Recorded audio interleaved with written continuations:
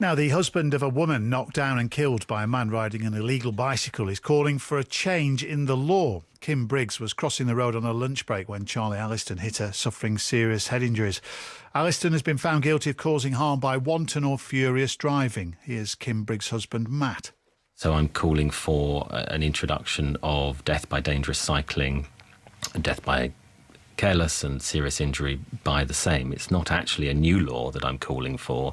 It's just for cycling to be incorporated into the Road Traffic Act, because currently cycling it appears to be in some ways outside the law, and there are more and more people cycling, which is great. I myself cycle, but I'm asking for the law to catch up. It seems to me, from where I'm sitting, having lost my wife in this way, quite a simple thing to be calling for. Well, Charlie Alliston had been riding without any front brakes. It's a trend associated with a subculture of dangerous daredevil cycling that's known as alley cat racing. And the court heard that a year before the tragic incident, he tweeted, "The time when you first take your brakes off and feeling like you're in a Brunelle movie." Well, just before we came on air, we tracked down Brunelle, an American cyclist who's now iconic in the alley cat racing scene. I asked him, first of all, to explain what it is. Alley cat racing is something that started in the 80s in Toronto, actually, a long time ago. And it's, of course, been going on. Western Union couriers did this in New York City, really to show who the most skilled, safest, fastest courier is at the end of the day. That's what it really is all about, is doing that. And an alley cat is checkpoints around the city, and you get to them as fast as you can, and it's up to you how to route yourself to get there. Yeah, I'm looking at some of the videos now. There's one particularly in London, the Messengers race in 2006, but I looked at something else as well, another video you put out called Line of Sight. And from what I could gather, some of the cyclists were on the wrong side of the road. They were going the wrong way down a one-way street. They were hanging on to cabs. That some people, Lucas, would say is irresponsible riding. Well, it depends, what you look at as far as responsible. Look, accidents are not caused by the people, enjoying aware of their surroundings. There are many laws that actually make it more dangerous, for the rider, if you follow them. If you start with traffic, often, at a light, that's more dangerous than going when it's red.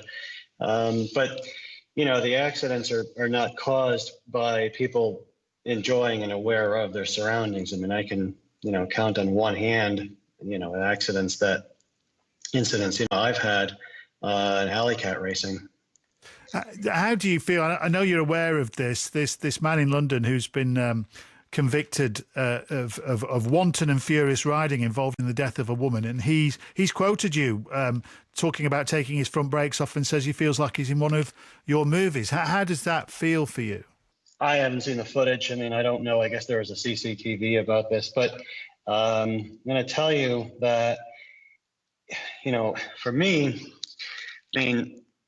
sketching, what you're talking about, sketching is what you were talking about, which is grabbing onto cars and going faster, a lot faster because of the vehicle, is something that is a lot easier for me to do these days because everybody is on their phone. And when I'm at an intersection stopped, not on the crosswalk, but I'm, with cars, people more than once have walked right into me. I'm standing there on my bike because they are on their cell phone. So, I don't know what happened. I wasn't there, but I would certainly say that, people are very quick to judge the rider. Well, what they have said in trying to emulate something he's seen in your movies, he'd taken his front brakes off, and it would take him 4 times as long to stop without front brakes. And that's what I mean, Lucas. I know you see this as a fun activity, but I'm just saying if you start to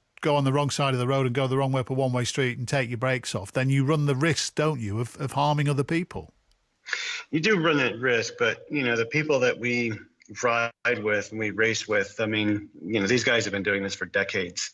And this is something where they know what they're doing and, they're masters at it. And it's something that, they do, every day. And I mean, heck, yeah, I mean, I've been riding like this since I'm 15, you know,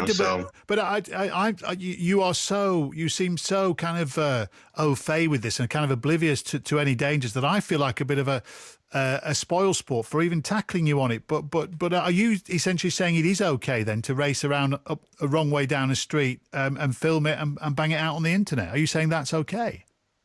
Well, it depends who's doing it. You know, I mean, I will say this, you know, there are people, you know, that try this and, you know, it doesn't work. I mean, again, I don't know what happened with this incident, but yeah, I mean, if it's the right person, you know, if it's a skilled group of riders, then this is something that people do that, you know, have practice at it, have had, you know, decades of experience at it and know that area, you know, very well. I mean, there are a lot of the laws that, you know, developed because, you know, people do really, really stupid things on the road, as you've seen.